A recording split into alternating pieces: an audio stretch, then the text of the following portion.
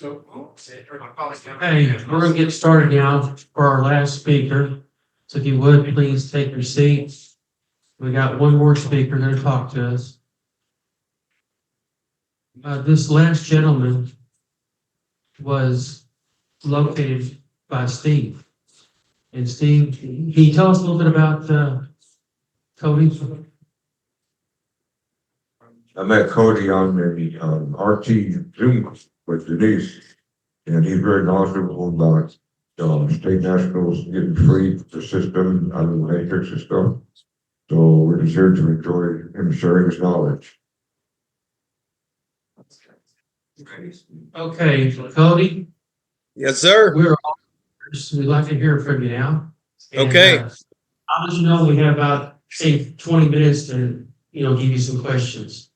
Okay. All right. Well, little quick background. I got into this whole movement probably about, almost 7 years ago now, and really was held. My feet got held to the fire during COVID.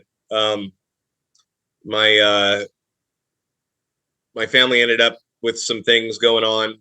We got institutionally attacked with IRS audits, bank accounts frozen. Got charged with a few things, got arrested, thrown in jail overnight. And so I was, kind of forced to figure this stuff out pretty quickly. And I'm still here, so I ended up figuring it out. But yeah, as far as what I want to talk about, I would just let you guys, kind of whatever you're dealing with, and I'll tend to kind of try to explain things from kind of more of a a strategy standpoint of actually dealing with it. The best way, in my opinion, to learn this stuff is to interact with it, use it, and the best. And you never want to try anything technically that you can't, or tactically that you can't perform technically. And now, Cody, as far as the topic, do you want us to pick the topic and you address it, or how do you want to do it? Yeah, anything that anybody's dealing with or has questions with, there's a way in which you can incorporate the information in pretty much any situation. So it might as well make it relevant for something that you guys are actually dealing with. Let's start with the IRS, and then when we get that one done, we'll have another next one to talk to you about. Okay. Yeah. Well, my comprehension of the IRS is that it's a Puerto Rican corporation, which means that it's a maximum of commercial contract laws that which one creates, one controls. So being that Puerto Rico is a possession of the corporate United States, the entity that was delegated by the Constitution to exist inside the 10 square miles in Washington, D.C., any holding or any entity that's subject to the United States, that agrees that it's subject to the United States, is the only entity that's subject to the jurisdiction of the IRS. So that's kind of the main point that you need to keep in your mind with dealing with that. I've actually got affidavits, though, a series of affidavits from my mentor that you can even get out of paying taxes as a U.S. citizen. Okay. Because of their internal definitions and the way that they put it together, which, I mean, it's a nightmare nonsense to try and get all the information yourself. But these series of affidavits was handed to me when I was under the gun, so to speak, and it stopped an audit immediately before all of my state national for the Enslegius was filed, and before I was claimed sovereignty and all that kind of thing. So it's effective and it works. Is it also possible to get refunds of the last 3 years that someone had possibly paid in, like on a 941? Can you get those 3 years back? I don't have any experience with the 3-year situation. I do know that in commercial contract law, if you send them an invoice and write a conditional acceptance and they don't respond to it, which they never do, you could theoretically get 10 years back. But this kind of leads into my philosophy on all this. What's your piece worth? You're going to go poke a bear and, go to battle with the IRS to try to extract resources out of them. You're going to have an uphill battle. And that, I always, whenever I help people and whenever I consult with whatever they're dealing with, the first part of the consultation that I do is, what's your definition of victory? And I usually don't get involved with cases where people want retribution. If their goal and their definition of victory is to be left alone, and just go about their lives and do their thing, then that's usually a pretty easily attainable goal. But if you start getting into vengeance and retribution and gaining money, the resources back, it's not that it's impossible. And theoretically, according to the maxims of contract law with affidavits and contracts, it's entirely doable. But how much do you want to battle? What is your time worth? And if you were dealing with hundreds of millions of dollars or tens of millions, it might be worth it. It might be worth the risk. But if you're dealing with tens of thousands, in my opinion, you're much better off just going around with private plates and getting cops to pull you over and charging them from your schedule of fees. You'll get a lot more resources with a lot more success rate interacting with officials and getting them to deny you due process and deny you, the rights that the Constitution puts those public servants in. If resources are your goal out of this, then that's a much easier way to do it, in my opinion, So and more effective. I'm working for Amazon. The only option I have is U.S. citizen exempt. Yet 20. No, I don't think that's true. But Okay, as far as I know. Well, and the reason why I would disagree with you there is because in Title 8 of the United States Code, there's numerous political statuses that you can claim for the ens legis. And that's the part of this that most people don't comprehend, that like a lot of guys that have been in it for a real long time don't really explain really well, because it becomes so second nature to think of yourself, the vessel that you occupy, your biological property, is just surety, right? And KL was talking, or whatever his name is, was talking about that a little bit. But the distinction in the relationship that you have to the government is that they can't see you, they can't talk to you. It's a matter of commercial maxim contract law that entities must be of like kind for there to be any privity of contract. And so when you file for the state national and say, I am the American state national and things, what you're doing is you're actually speaking for the ens legis, the corporation that is on the short form birth certificate that the state created on your behalf. When your biological property was registered through the process that we all know about with the, signing, your mother signing as the informant at the foundling hospital and all that kind of stuff. So it's real important to remember that distinction when you're thinking about remedies and your process and the way through all this stuff, is that everything that's in the U.S. code applies to the ens legis, not to you, the living man or woman. There's Supreme Court case precedent that was actually recently referenced by Clarence Thomas in both the Chevron deference, then also in an EPA case that I think it's lessee of Waddell, if I recall correctly. I've got it. I can actually post it here in the chat. But the opine in that Supreme Court is that once the revolution started, quote, once the revolution started, the people themselves became sovereign, end quote.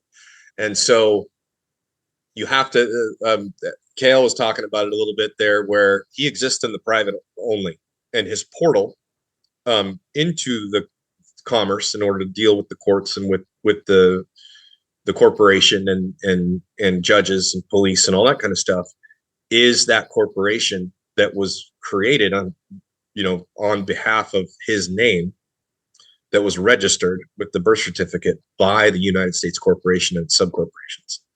And so that's a real important piece of information to really comprehend when you're doing all this stuff, because what that'll do is it'll allow you to kind of strategize and come up with plans based on the reality of the situation, which is that you're pretty much like the puppet master, using your will and your intent with your words to move and make statements and make claims out in commerce through that ens legis. So that ens legis, you can claim that it's a state national in Title 8 of the United States Code, Section 1101, paragraph 821, because it's listed right there. And Okay. Yeah, I know that the U.S. citizen really doesn't exist. What I was getting at, and I thank you for that because that helped a lot. But that's the only options right now that Amazon has given me. And I quit paying taxes in 2023. I did a rescission with a repentance letter in 2023, and they have not responded back. But today I have to have my 2024 taxes done if I'm going to do them. So my question is, should I file or not file? And go forward from there. are you confident in the paperwork that you sent that it's correct? And did you put a clause in there that references now this judgment through silence's acquiescence through non-response? I believe so. Did you I'll have to take look that at it. and okay? So in the Administrative Procedure Act, you have to give your adversary 3 opportunities. The first one, which is the initial encounter, where you send them the offer to contract or the conditional acceptance or the rescission or the notice of demand or the writ or whatever it is. And then you, in that contract, you specify a time that they have to respond. And if they don't Yes. respond, then they agree to all the terms and conditions. And the only way that they can respond is through a point for point counter affidavit under penalty of perjury. And so when that time period has gone by, you send them a notice of fault. And of course, all this needs to be certified proof of service, either through certified mail or registered mail. And then you need to document all of your return receipts and write another affidavit, right? And so you do this 3 times. And the last one is called final notice of default summary judgment.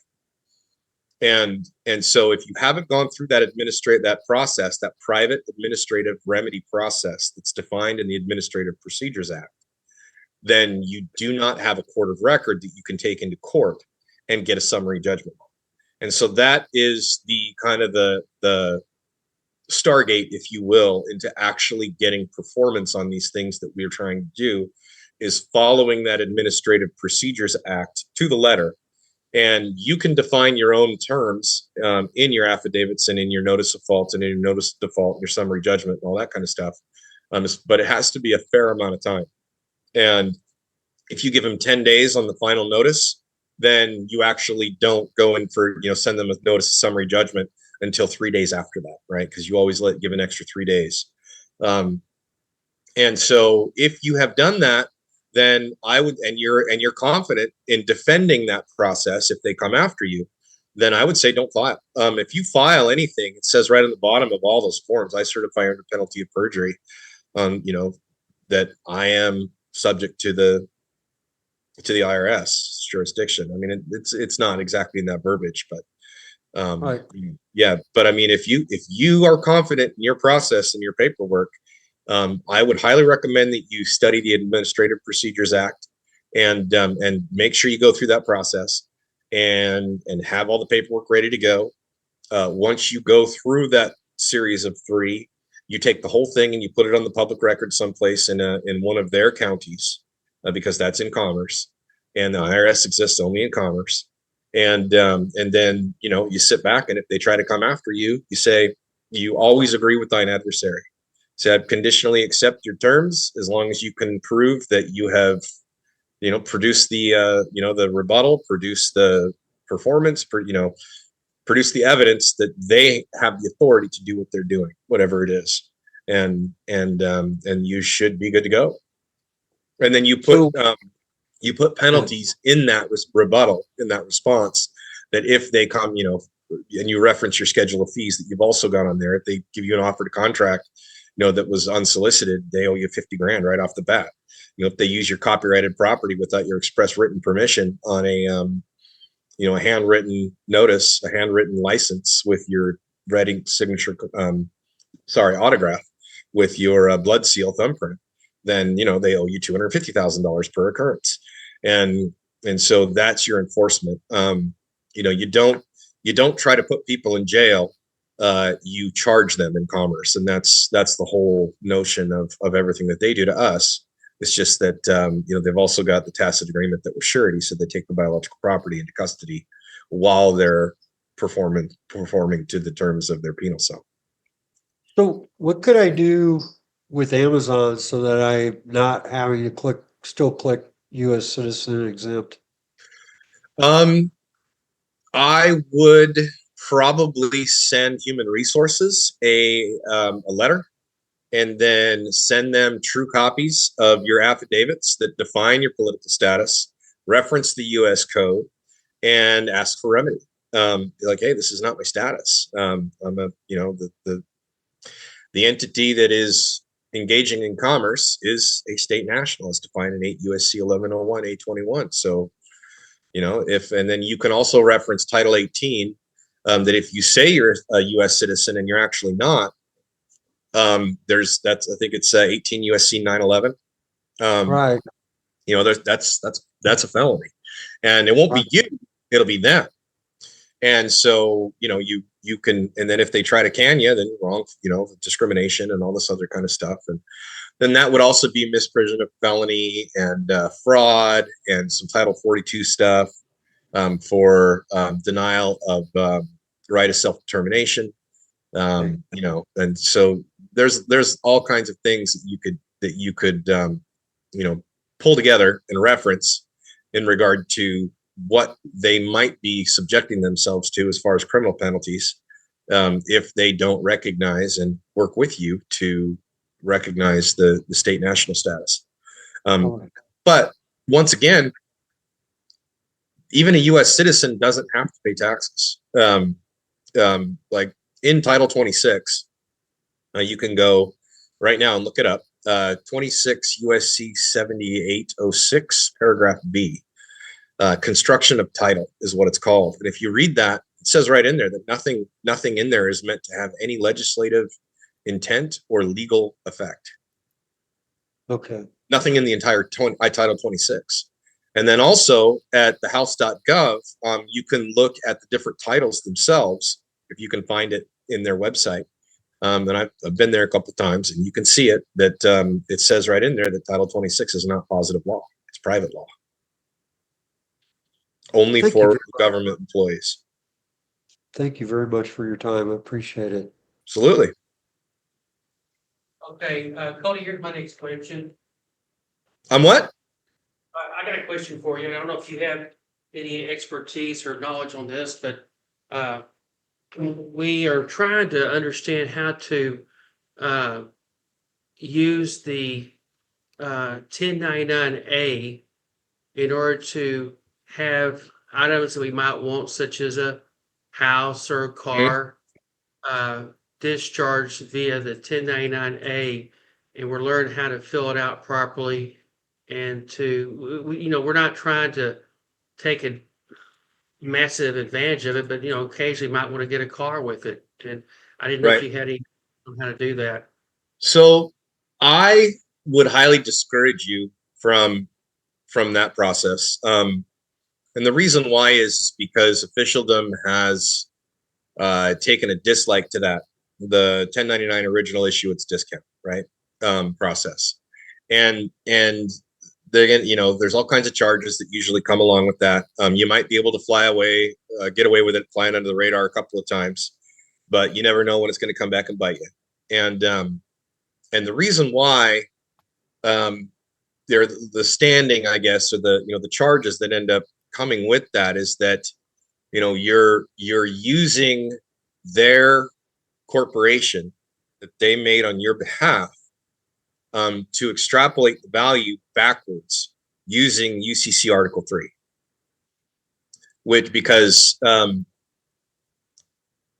and so when you start getting into the 1099, that's not necessarily a proprietary form, but it's definitely a proprietary process of the corporate entity that is the IRS, the Puerto Rican company. And so you're kind of reaching in through a portal that is international, and you don't really have standing to do that, in my opinion. And that's how they end up getting you. If you want to be able to extract value with this knowledge and be able to get a hold of things, real property, what I really recommend looking into is using UCC Article 3, Section 205, which is called a special endorsement. Okay. You need to study the UCCs in their entirety. But in Article 3 of the Uniform Commercial Code, that covers negotiable instruments. And there's definitions in there. So you have to really know it inside and out. And what you can end up doing then is writing a contract with your bank, or any bank for that matter. And the way in which that whole system already works is that the bank claims your promissory note based on the signature that you use on behalf of the ens legis, right? And that becomes the same as cash under House Joint Resolution 192 of the 73rd Congress. It's discharged dollar for dollar at the comptroller of the currency discount window at the Federal Reserve. So they take that promissory note, which literally becomes a treasury bond, right? Because it's a promise to pay, which is by definition a negotiable instrument. And they exchange it for Federal Reserve notes. So you're really just exchanging a debt note for a debt note is all you're doing. But the credit comes from your signature out in the real world, that I'm going to perform to the terms of this contract. So if you write your own contract, right, based on the terms that you want that are good for you, and use Kale was just talking about it, about a handwritten instrument is more powerful than a typeset. Well, that's in the UCCs. It's defined that anything handwritten supersedes anything typeset, and anything typeset supersedes anything that's printed. So, a typewriter will, if you take that promissory note and type at the end of it, everything before this is null and void, put your terms and conditions of the contract, and take it back and sign it in front of the officer and hand it to them, and they take it, that's acceptance. It's a done deal. Well, if you're in the office and you write in the proper things with a blue pen and sign it correctly using their own system that puts a firewall between you, the living man, and the ens legis, especially after you've done the redemption process where you've taken superior claim to that ens legis in their commercial chamber, then you're first in line and first in time to any charge that can happen against that ens legis. And you're using your own commercial hypothecation of your original first in line, first in time security agreement against that ens legis to hypothecate the value of the promissory note. And the way you would do this is at the end of the negotiation for whatever you're trying to get, you just say, balance paid in full, remit payment to whatever the institution is that you're at, as in full amortization of maturity of the loan, and the amount of, let's say it's a $100,000 loan, they would have gotten, $175,000 in fees and interest if they would have taken it out. So in the amount of $175,000 US dollars per 12 USC 411, because if you promise to pay them in lawful money, because of the emergency of 1933, they took the ability to pay that away. So then the remedy is House Joint Resolution 192 of the 73rd Congress. You just get to discharge it. And so then at the end of that, you go pay to the order of, the all caps name of the ens legis, and you put a dash at the end of it, define it as the ens legis. And then by, and then however you sign your autograph, your living man name, dash agent, UCC 3-205 without recourse. And that without recourse is in UCCs. When you sign it without recourse, there's nothing anybody can do. They can't come after you. That's the reason why you can't come after a mortgage company without getting charged with fraud, because they've used UCC 3205 to claim that security in international maritime law after 72 hours because it wasn't claimed. And it's called special endorsement. So you use their system of fraud against them, and you end up with a promissory note that they have to take to the Federal Reserve window on your behalf. And if they don't fund it the way that you've instructed them to, then their entire system of fraud that they've used since 1933 to lend money comes crashing down. Almost every single mortgage that you can get a hold of, if you can get to discovery, will have a reference to UCC 3205, and it'll be signed by the vice president the financial institution. It'll say, paid to the order of the financial institution, whatever it is, by the VP or CEO or CFO or whatever their title is in the company, then their signature, and it'll say UCC 3205 without recourse. So if you do that right in front of them, what are they going to do? They have to pay. So that's what I would do instead. But you do have to have the credit even to walk in the door initially, right? And it's kind of a little bit underhanded. So what I do is I tell people this at first, and I'd be like, yeah, we'll write you into the contract, like as an administrator to administrate this, get it to the comptroller of the currency and get it to the Federal Reserve window to fund this contract with Federal Reserve notes. We'll cut you in for 5 or 10% or whatever you think you need. It's an administrative fee. There's nothing wrong with that. You just add it to the bottom line. Okay, so you can actually get with the finance manager, like at a car dealership, and say, hey, I'll cut you, 10% or what have you. Well, with a car dealership, it's a little different because you get when you sign that paper, you walk out, and half the time they don't even look at it until after it gets to the finance company, right? And that's the reason why you get the temporary plates and all that stuff, is because they're going to wait 3 days and then they're going to claim it on international maritime salvage laws, right? They're going to claim that security that they get paid for, even though you created the credit through your agreement to their administrative contract to administer the loan. And so what you end up doing is you just cut in front of them, claim it first, because you're the one that originated it. It's your intent, it's your value, it's your credit to begin with. You have first claim rights to that security note. And so if you use their own system against them, by the time it gets to the finance office or somebody that even understands what it means, you've already got the keys. You've already said, no, I'm not going to register it. I'm not going to get a title. I'm exporting it. You've got the manufacturer's certificate of origin, and you've got your copies that say where to pay to the order of. So what ends up happening usually is they just leave you alone. You have the car. Right, you got possession, that's non-intentional law. So Right. you basically you cut in line before the finance manager proofs it out. I'm sorry? Basically. Well, you're getting it prior to them scrutinizing the agreement, because they're going to go ahead and take your signature and get additional money off that contract, correct? Yeah, and the salesman doesn't even know what's going on. They don't know anything about this stuff. And so when you sign it that way, that paperwork will get to the finance company, and they'll go, holy crap, we can't claim this. It's already been claimed. And they'll probably call you and say, hey, come back in. It's, no, I already signed. I expect the money to show up to the account that I put on there. And then, fund the promissory note, you guys will get paid.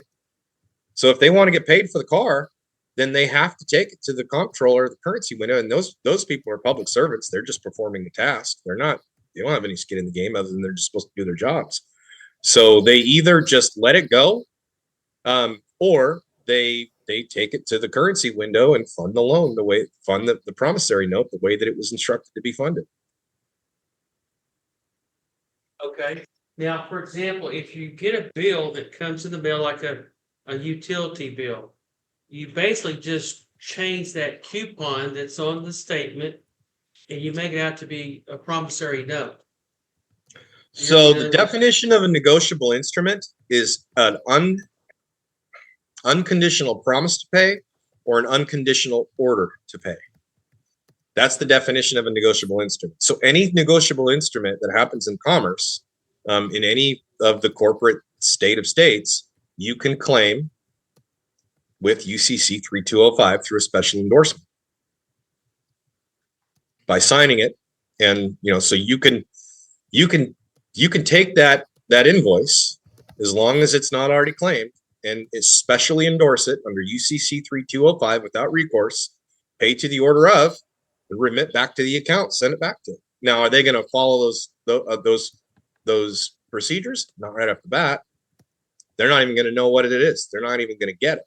They don't, but you're going to have to go to court and prove it, right? So you need to have proof of service. You need to have an affidavit. You need to have your private administrative procedure done so that when you go to court, you've got your silver and gold, you've got your express trust, and you've got all your contracts claimed on public record on UCC1 financing statements so that the judge has nothing to adjudicate. They can't say that you're a pauper. They can't say that you're a ward of the state. They can't say that you're an incompetent. They can't say that you're an infant or an idiot. You know, you're standing there as the agent to the ens legis, ready to settle the matter. And if there's controversy, you're there to settle it. So if there's criminal charges, you accept the charges for value and ask them to access the trust and discharge the debt under HJR 192 of the 73rd Congress. What's my remedy, Judge? You ever see that last site? The last sighting, right? Steve, Say again? Last site.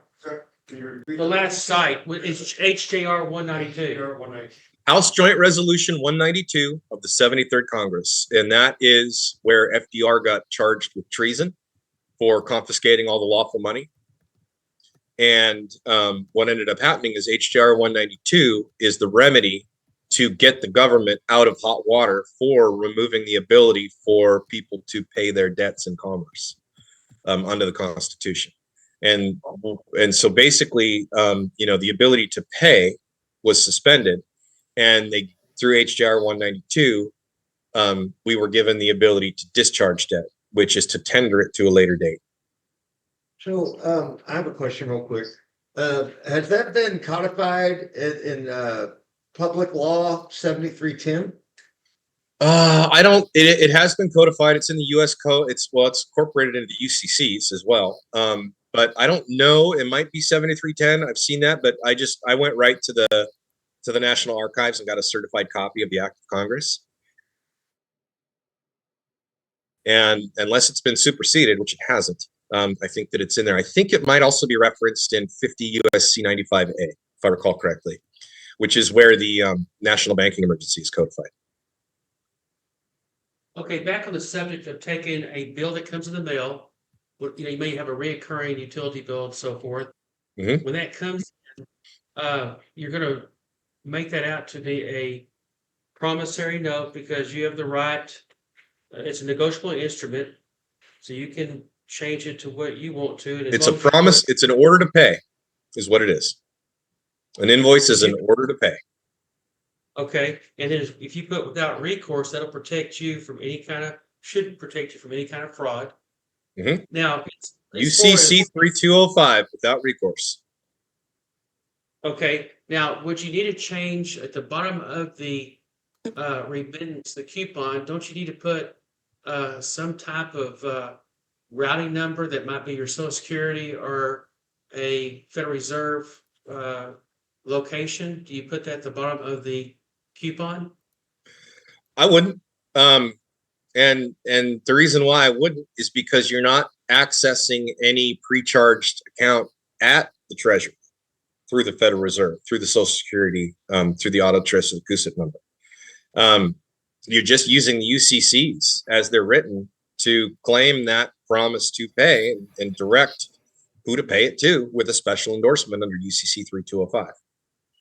Okay. Now, so if you've done the redemption process and you've got a Treasury Direct account and you've sent your birth certificate bond in and it's been accepted and you've done your private administrative procedure there, and you've given them opportunity to cure, and you've also sent affidavits to the Secretary of State and the Attorney General in the state that you domicile, and asking them to rebut the ability to do this because as one of we the people, you've been removed all of your ability to pay your debts. So what you're doing is you're setting up your own private banker system where you're going to be creating an international bill of exchange where you're going to issue a bond to the Treasury that you're going to redeem under HJR 192 of the 73rd Congress, right? And because you're going to issue it in lawful US dollars under 12 USC 411, but because HJR 192 suspended the ability to pay that bond, you're going to discharge it then, but they have to honor it because their rules say that any bond that they get, they have to perform to the terms of and under commercial contract law. So unless you've gone through that process, you don't want to try and access an account that isn't there that you don't have authorization to access. Kathy's got a question. okay, you want to bring the phone right there? Yeah, how do you discharge credit card debts? rescission all of the original signatures and issue an affidavit that says you claim all the previous orders to pay or promises to pay under UCC 3205, and then you got to go to court to enforce it. Sure. I got a question. I twice I went to county jail and they arraigned me, and the arraigning judge asked me what I told. They asked me if asked anybody who's a citizen. I said no, I'm not a citizen. They asked me what's my status. Both times I told them I'm a state national. Does that help me with my standing in court? No, because a state national is only a political status for the ens legis. And so it helps. It's not, I mean, it's better than a U.S. citizen, but it's not good. So as anytime you go to court, this is what I was talking about at first, is that you're going into a seance essentially, right? Like they're representing all dead entities. And so you need to go in on special divine appearance or on special appearance as a private citizen. And it depends on what your definition of victory is, right? I think if I recall correctly, you ended up having a wreck with a, was that you? City. You ended up. City. Right. Now, Okay. on that second arrest, they didn't arraign me until after 48 hours of my arrest, and I think that's a technical issue where they should drop it. They got 72 hours. Okay. Yeah. But they can detain you for 72 hours on suspicion, which is nonsense, which you can, if there isn't anything that you did wrong, you can, if you get it dismissed, and you can charge them $2,000 a minute for those 72 hours if you've got your schedule of fees done, if you've got your affidavits done. So if I had it down in advance, right? Yeah. If I had it already previously established, right? Right. So I need to do that. So in that instance, when I was arrested for asking the court clerk for their oath of office during all the COVID shit, when I got charged with criminal trespass and reckless endangerment, all kinds of other nonsense because I walked into my kid's school without a mask on, I ended up basically just asking the judge a bunch of questions, and just I'm really confused. Your Honor, am I entitled to intelligent defense in your courtroom? Yes.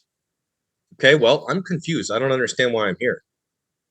I filed paperwork on the way in the door. Defines my status.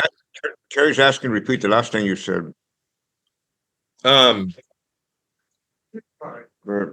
About. Go ahead.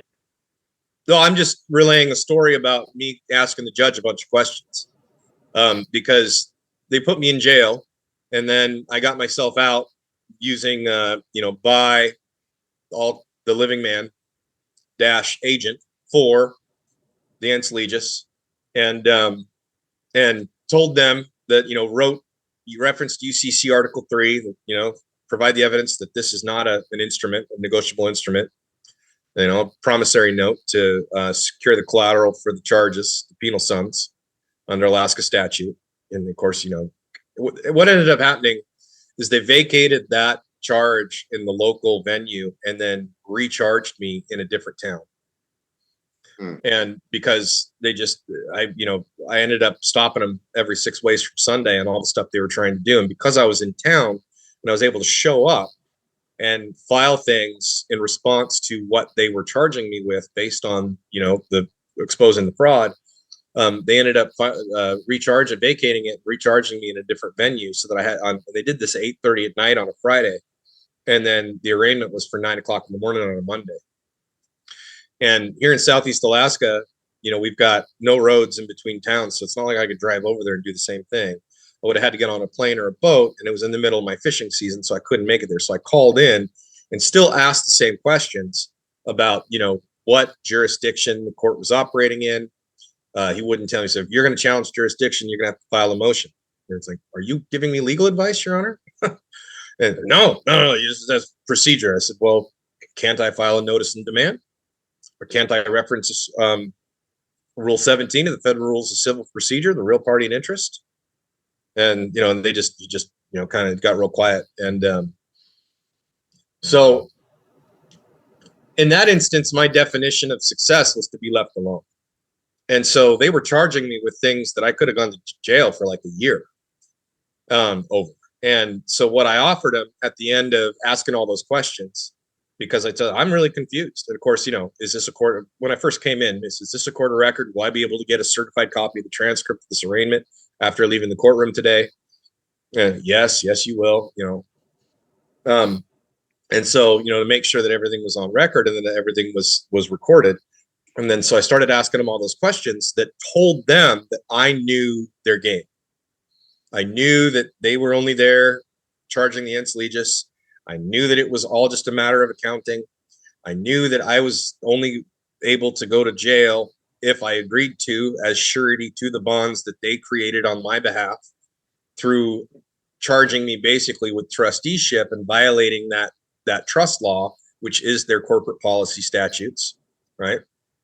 So I was able to ask, do you have any evidence that I'm subject to the statutes? I'm a live living man. I'm here in my sovereign capacity as a private citizen. And if this is a tort claim, which is a tort claim means damages, then where's the injured party? If this is a breach claim, produce the contract that I knowingly entered into with a wet ink signature on it that would define the terms of my performance. So I'm unaware of any contract. If this is a criminal charge, where's the victim? So those are the only three jurisdictions that the Constitution defines. If this is a Title 28 authorized court under the Department of Justice of the United States of America, I'm very confused why I'm here. So by the end of all of that, the judge started moving along with, telling me what was going to happen. And I was like, Your Honor, you can't raise a jury of my peers. The only thing you can raise are sureties to the bonds of the bankruptcy. Said, where are you going to find sovereign nationals, sovereign one of we the people in this town? So as far as I know, I'm the only one. You haven't produced a victim. You haven't produced a contract that I violated, and you haven't produced any tort damages, any evidence of damages. So how about this? How about I make an offer to settle the matter right here? You guys can get your net retentions. I'll ask for this to be sealed because I'll offer my private copyrighted protected information to be added on special deposit to the docket today for return at a later date with interest. That way it'll protect you individually from any copyright infringement on Title 15. You'll be able to seal this. The prosecutor, the judge, and the clerk will still get their net retentions. You'll be able to put my name in the paper, and everybody just walks away. So I would be willing to offer a no contest to disorderly conduct under Alaska statute in order to settle the matter. The judge just goes, prosecutor, and prosecutor goes, yes. Couldn't say yes fast enough. And so that was it. Good deal. Yeah. So, what's your definition of success, right? I gave him a way out.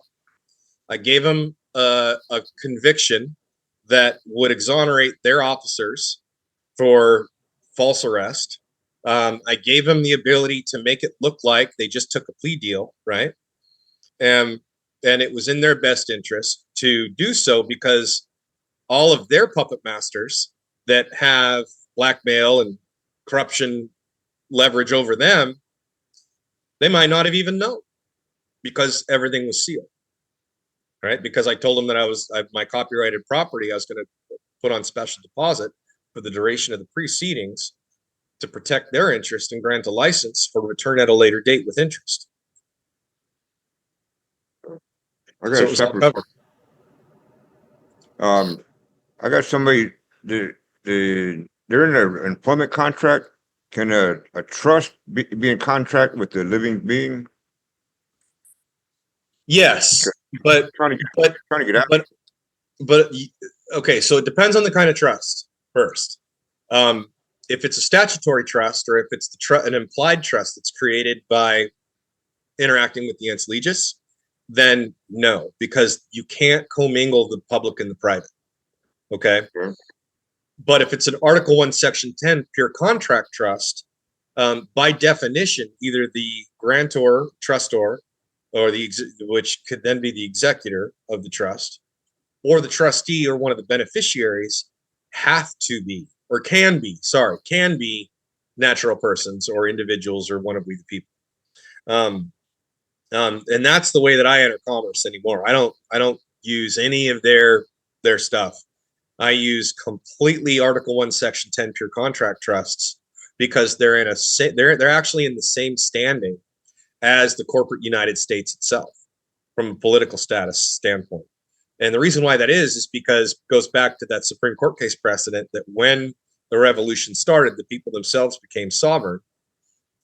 We have the unlimited ability to contract under Article 1, Section 10. Well, the pure contract trust is a protected entity under that constitutional Article 1, Section 10. And so what ends up happening is you write your trust indenture to suit the needs of what you want to do.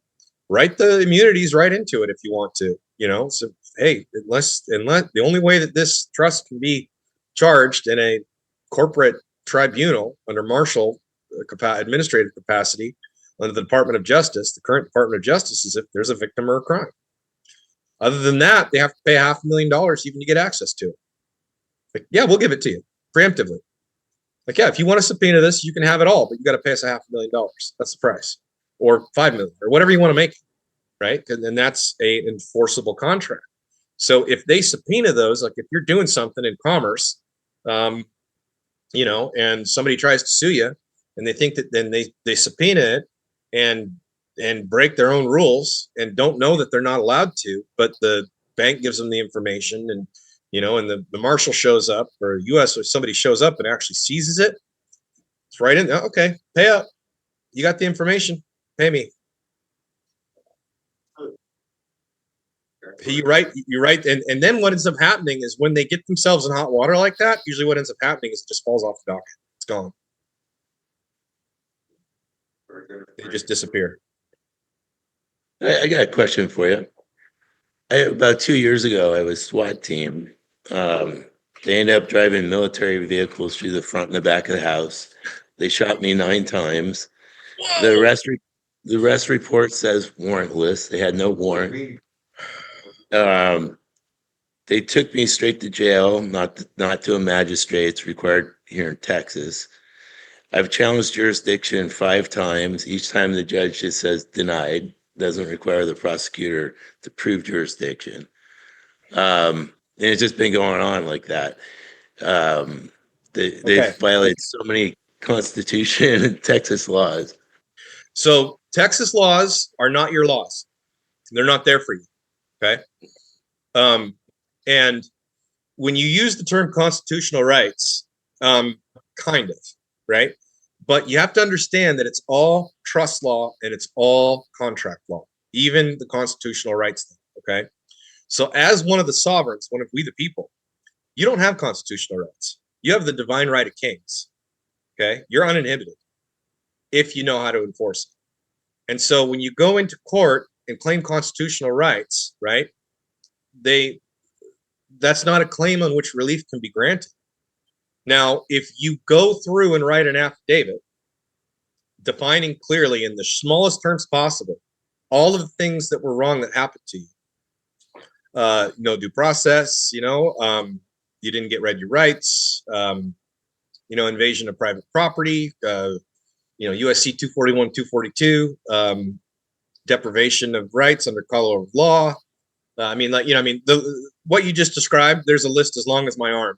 There's probably $150 million worth of fines that you could hit that precinct, just the precinct alone, where that SWAT team originated from, right? But what you have to do is you have to remember that when you go into their arena for remedy, they are not going to give it to you because you are not stating a claim on which relief can be granted. Because when you show up and start talking about constitutional rights without going through the private administrative remedy process first, defined in the Administrative Procedures Act, with your affidavits, with your claims in commerce, with your damages, with your tort claims, going through that, sending the affidavit to the proper individuals, which in this instance would be the chief or the CEO of the precinct where that SWAT team originated from, the individuals that were on the SWAT team in their private capacity, because they needed to have an oath of office on file to be able to even assume that kind of authority. And if they don't, they're in violation. That's a crime. That's a felony. And then the Secretary of State that authorized that law enforcement entity, the governor, and the Attorney General. would all be getting these affidavits if I was in your situation, including the jail that they put you in, whoever the CEO of that is, and that's available on Dun and Bradstreet. The principal will be listed with the address on Dun and Bradstreet. You have to go to email or FOIA that department in order to get their Dun and Bradstreet. And that defines that entity in commerce. And so what you do then is you write out the story beforehand, right? And then you go through and do you have the National Liberty Alliance books yet? No. Okay, get on Amazon. There's 4 of them, and get those. And the primary USC Title 18 criminal codes that are violated when something like this happens are all in there. Probably wouldn't hurt to go ahead and study Title 18 and Title 42 as well. And then what you can do is you write the story down, and then you study the Title 18 codes, and then you kind of take your story with all the information in it, right? And then you extrapolate it out to an affidavit.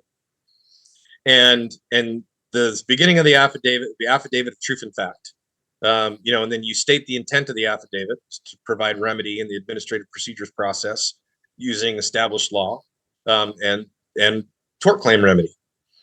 And then you tell the story, but you tell the story in affidavit format, which would be something to the degree of I am a living man. I domicile at near blah blah blah blah blah. Whatever the address was. This incident occurred on this date at this time.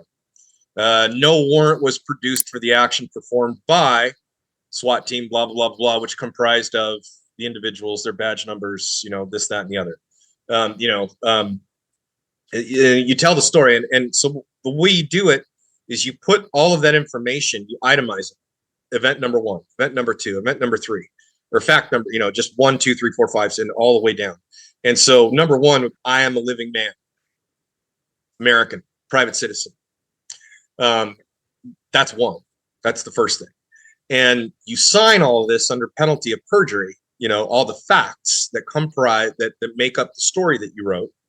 And then you sign that under penalty of perjury. And part of your affidavit, after you send this off, after it's notarized, and you send it registered mail, because with a return receipt, because then that's certified proof of service, is that you charge them.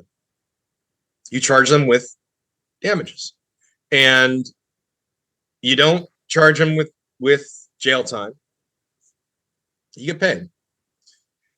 And what the process is in this, what your remedy is that they're going to ignore it. And so you write into your affidavit that this is a self-executing contract upon proof of service, registered mail delivery bond, RE, whatever your number is that you use to that individual, and silence is acquiescence and agreeance to all the terms of facts and stated conditions herein above, and then you say something to the effect of you actually reference the case precedent where in commerce, truth is sovereign. Truth is expressed in the form of an affidavit. An affidavit must be rebutted by, the only way an affidavit can be satisfied is by agreement, rebuttal, nullification by a jury, or performance, payment. I mean, and that's established case law. Like, that's precedent. No judge can overturn that or ignore it, especially when you put it on the public record to make it judicially noticed. Okay.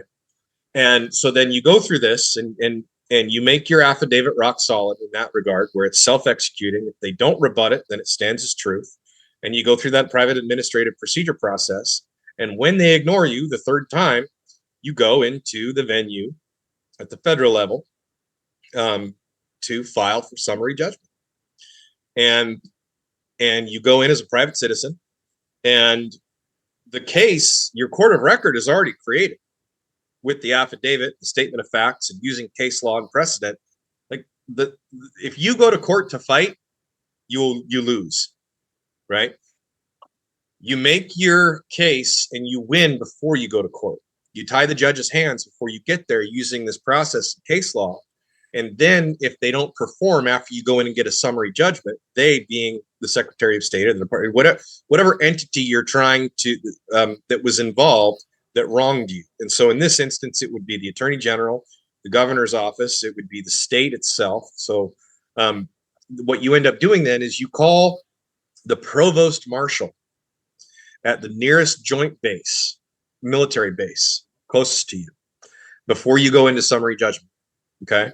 And you tell them what you're going to do. And you send the Judge Advocate General, JAG, a copy of your procedure and your court of record, which includes your certified proof of service.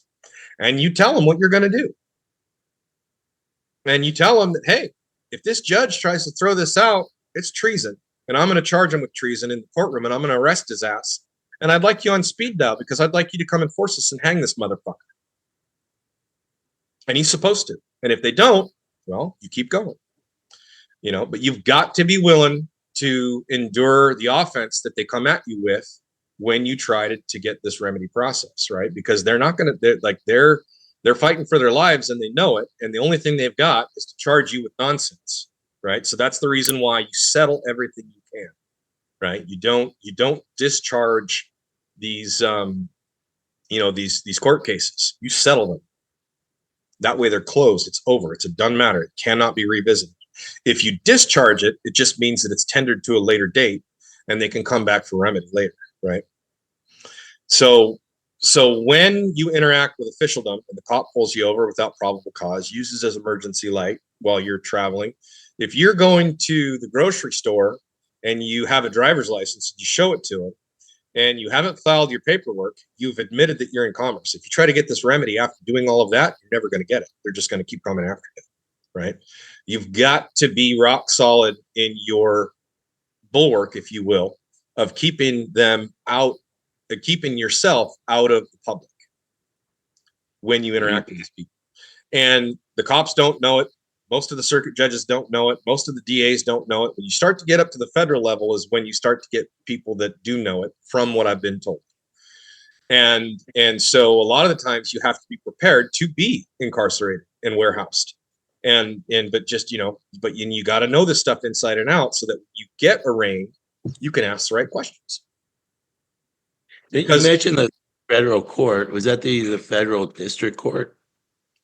Yeah, just because that's where you'll find access to being able to put all these circuit court judges and the cops and all these police stations and SWAT teams into the box that the Constitution is supposed to put government in, right?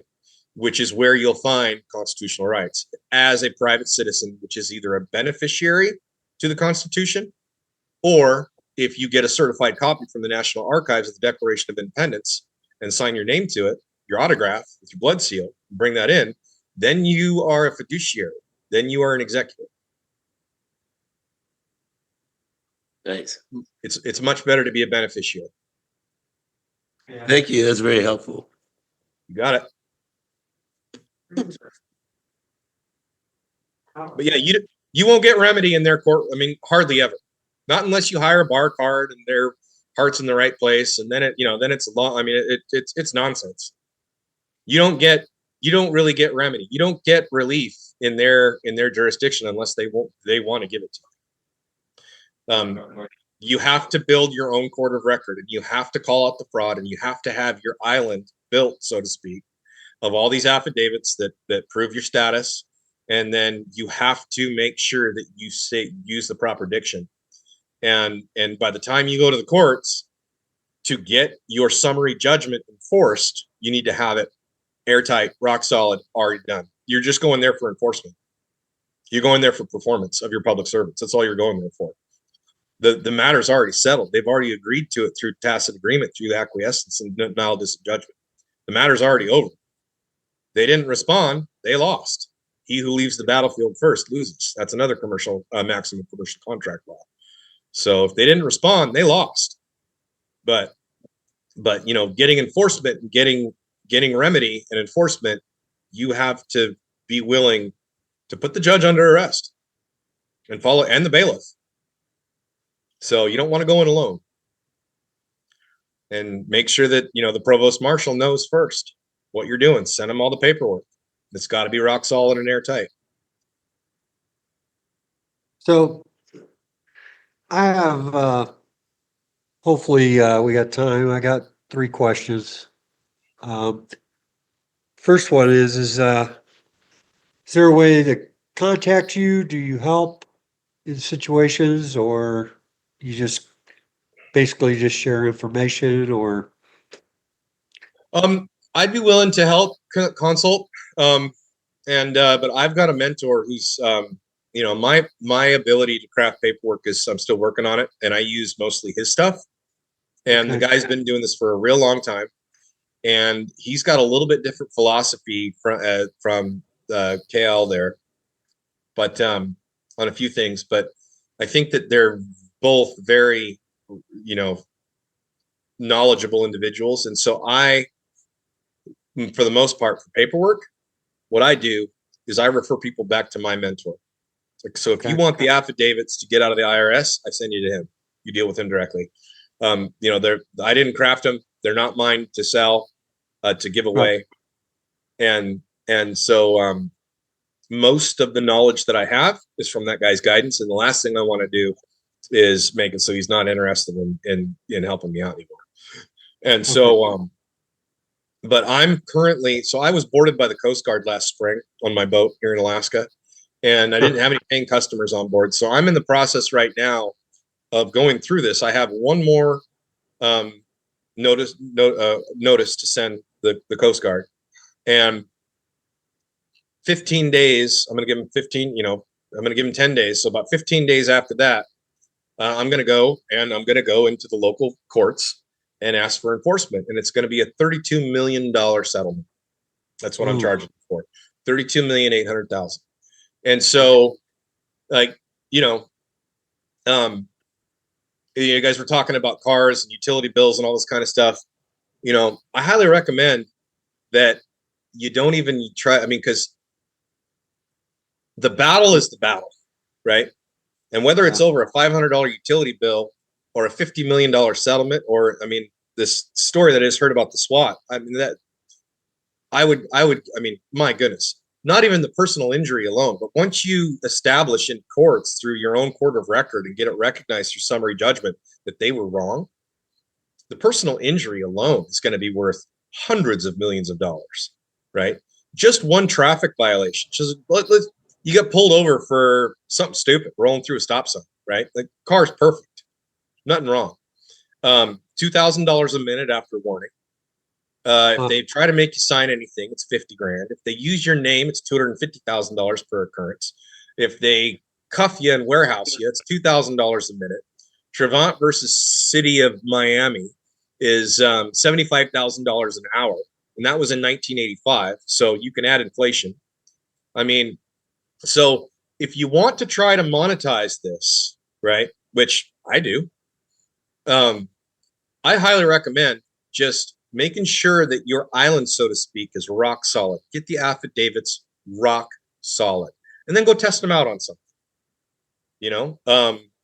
Something with a really low consequence. Gain some confidence and the ability to think when you're in the courtroom, right? Getting scrutinized by a judge, right? Adrenaline's running, and they're talking about locking you up, throwing away the key. Gain a little dexterity in actually the real-time interaction with officials on this stuff. And then, there's hardly, maybe a month you can go through. Imagine if you put private plates on your car. It wouldn't take but a week or two driving around. You're going to have an interaction with some roadie or statey or cop that's going to be worth 10, 15 million bucks. Easy. And that's if they behave. Wow. Okay. All right. So the other one is do you know anything about, or anybody that you know working on a tribal status? Tribal status. I actually am talking with a guy here locally about a little bit of thing. It's a pretty interesting concept. There's a giant weakness in the purchase contract of the state of Alaska, and and so I'm kind of working on that with him. They haven't really, I don't think they really get it yet, what I'm trying to go at, what the opportunity is. But I also know that anything tribal, the people that are on those tribal boards they're greased up big time, and they're personally invested in making sure that the current infrastructure stays the way that it is. So but I don't really have a dog in that fight. Right, right, My lineage is not Native American, that's for sure. right. So, I but mean, why do you ask? well, I know that there's, I've been seeing some things about setting up a tribal status where you could get actually, the, a passport with actually a tribal, uh, the tribal like Missourian or Texan, and also your tribal status as a trust is, also listed with the United States Postal Service Yeah, officer. I wouldn't do that. I personally Okay. would not do that. And the reason why is because as one of we the people, as a live breathing man or woman who was born in one of the states of the union, Yeah. you're already sovereign. Tribal status is conquered people. Okay. Um, I mean, what I'm going to do after I get when I got into this and decided to stand up and got myself in some hot water before I knew how to do any of this crap, my wife ended up leaving me over this stuff. And so I'm actually in the process right now of annulling the original marriage contract. And that's something that you have to do because that's the contract that binds you. Yeah. So that's a really good way to learn the administrative procedure process and learn, go through that. That's a really good way to do it because all you're doing is you're just annulling an original contract. That's all you're doing is Right. gaining standing to rescission the signature on that contract with the state because of non-disclosure of terms and conditions. And so once you do that, you have dexterity inside the process, right? It becomes a little bit more familiar. It's a very low consequence failure mode. Like what are they going to do if it doesn't work? Well, you're still married. Haha. All right. Well, yeah, let's try again. What if you're divorced? The same thing. And a divorce is a addendum to the original contract. Is all it is. And that's the Okay. reason why you still have to pay her, because the state is the principal. The state that issued the license is the principal in that contract. The husband is the primary, and the primary, and the wife is enjoined as a third party. Okay. And so when there's a divorce, both the individuals are still married to the state, right? Yeah. There's just a change in the domicile and in the residence in between the two enjoined parties that are primary and tertiary to the contract. And so when you annul the original contract, all the divorce agreement goes away too. But you need to have, if your kids are under 18, you need to have a UCC additional collateral, UCC 3 filed and accepted on the public record, and notice the Secretary of State in the state where you were married in order to be able to have claim to the kids. Because until they're able to go in and rebut all the presumptions on their own, there's still surety to that birth certificate. So you need to have first in line, first in time commercial claim to that ans legis, that state file number that's on the birth certificate of your kids. Otherwise, CPS can come in and do all kinds of crap to you. They still can. They still can. But if a judge decides to award custody, they have to pay you whatever you've said you've entered into on the UCCs. Okay.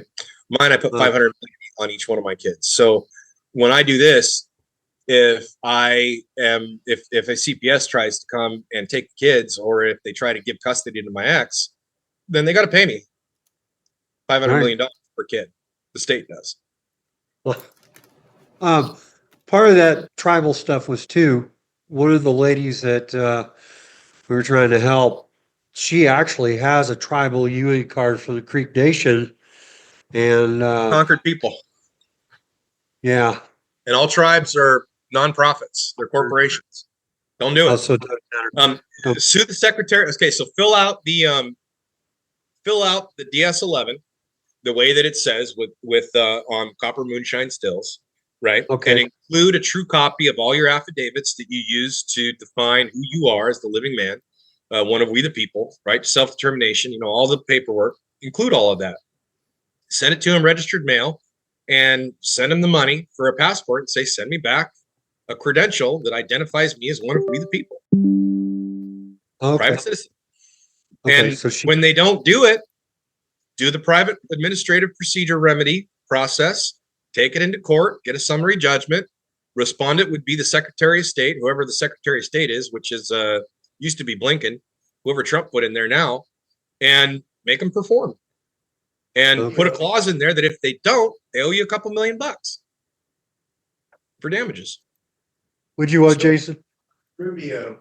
Oh, Rubio. Marco Rubio. Right. Okay. But you got to get that marriage contract annulled first. You've got to get out of that. Otherwise, they won't, you'll get even with a tribal thing. Because I mean, what's more, what is a better standing? One of we the people, or a conquered an individual that's recognized by the corporation that the Constitution created, right? That can only exist in commerce. Okay. So our friend who's in, she actually got a life sentence for crimes that it didn't fit it. Judge was biased, prosecutor looks like they were working together. They both got in trouble, and they're retrying the case, but we're trying to help her get out. They got her for it was. They added money laundering after the fact. Okay. Distinction.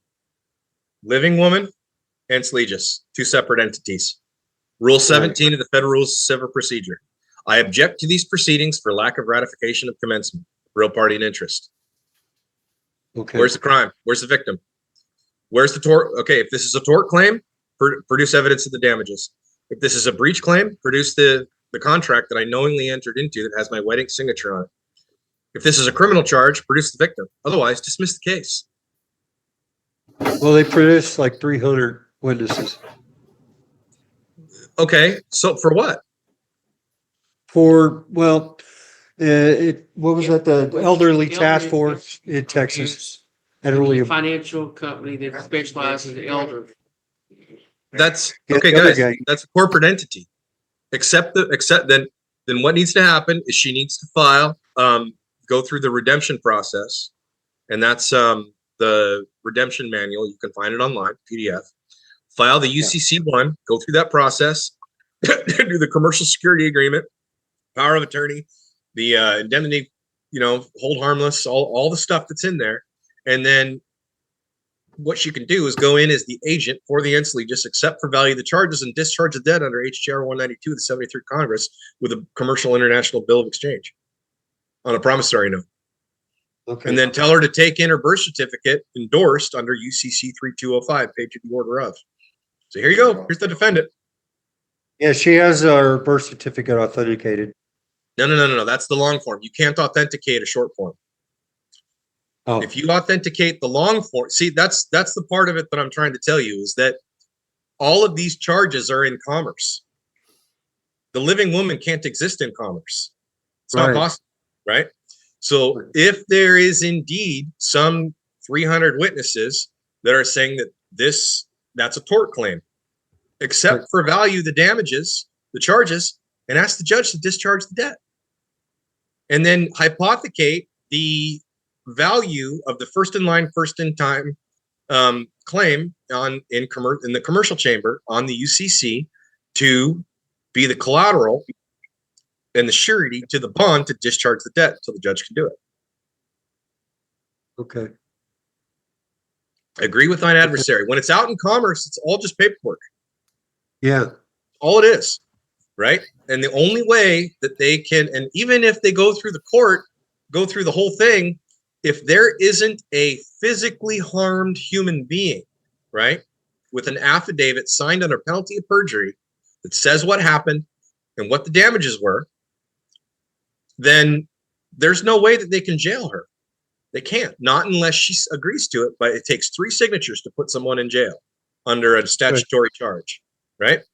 And it takes the prosecutor, the defending attorney, and the judge. Well, if you fire the defending attorney, say, I'll accept counsel, but not representation. I can't be represented. I'm a child of God. I'm here as the agent to the ens legis. And I filed these, these documents that define my status, and I will not be tricked to engage to be the surety of the bonds. I've offered this indemnity clause.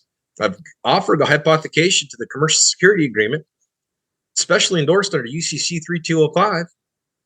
Where's the controversy, Your Honor? Accept it for value. Discharge the debt. Let's get out of here. Yeah. Okay. Okay. Just 1 second here. I got to take this. All right. Hey, buddy. Oh, God. What you doing? Hey, I got it. What's up, buddy? It's not gonna be- I got hung up. I'll be there soon. Okay. Bye-bye. It's a Monopoly game. Get out a card. Get out All right. a card. Oh, Well, just give me yours. And I'll give it. I'm going to be available again, guys. And I would love to talk Oh, with yeah. those other two dudes a little bit, but that was my son. I got to get out of here pretty soon. Okay, And, Thank you very much. Can we talk to you again? In the oh, near absolutely. future? Yeah, yeah. Thank you very much. We sure I'm going to appreciate. put my email in the chat here. So keep my email, and you guys can reach out to me. Yeah. He's gonna put an email in the chat. Okay, that's my Okay. email address. And so feel free to reach out. Let's stay in touch.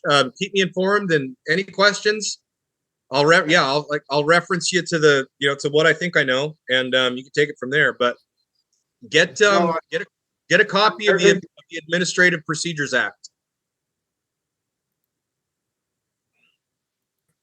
So, okay. Where's it? It's off there. We can Oh, get the it. messages right there. Cody, Yeah.